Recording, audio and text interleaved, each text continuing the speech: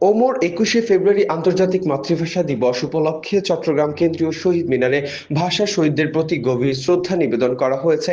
রাত ১২টা ১ মিনিটে পুষ্পস্তবক অর্পণ করেন ডাক্তার শাহাদাত হোসেন। চট্টগ্রাম সংসদীয় আসন ৮ ও ৯ এর সংসদ সদস্য মোহাম্মদ আবু সুফিয়ান ও এরশাদুল্লাহ, বিভাগীয় কমিশনার ডক্টর জিয়াউদ্দিন আহমদ এবং জেলা প্রশাসক ও জেলা ম্যাজিস্ট্রেট জাহিদুল ইসলাম মিয়া। অন্যদিকে রাত ১২টায় চট্টগ্রাম প্রেস ক্লাবের সভাপতি জাহিদুল করিম কোচি ও মেট্রোপলিটন সাংবাদিক ইউনিয়নের সভাপতি মোহাম্মদ শাহ নেওয়াজের নেতৃত্বে সাংবাদিক নেতৃবৃন্দ ও সদস্যরা শহীদ মিনারে ফুল দিয়ে ভাষা শহীদদের প্রতি শ্রদ্ধা জানান। চট্টগ্রাম বিভাগীয় কমিশনার ডক্টর জিয়াউদ্দিন আহমেদ, এছাড়াও চট্টগ্রাম প্রেস ক্লাব ও চট্টগ্রাম মেট্রোপলিটন সাংবাদিক ইউনিয়নের নেতৃবৃন্দ সহ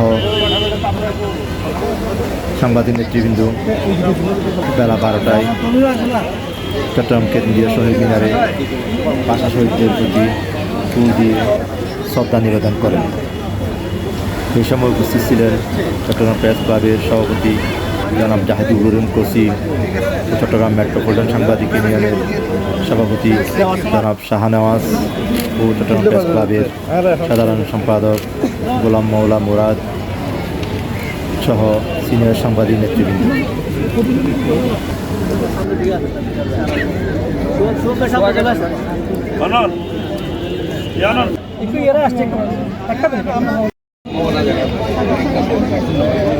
ভাষা আন্দোলন স্বাধিকার যুদ্ধ, স্বাধীনতার যুদ্ধ, টোটাল বিষয়ের একটি সূত্রে ভাষা আন্দোলনের সূত্রগুলি এবং ভাষা আন্দোলনের চেতনা, অন্যায় উৎখাত এবং ভাষা কথা বিরোধী, পেশিবাদ বিরোধী আন্দোলন। আমরা আশা করি আর যে মাতৃভাষা ভাষা, এই ভাষার আর ধারণ দেখব, একটা অহংকার, এই অহংকারে লইয়ারা আর ভবিষ্যতের দিকে আগে গেল।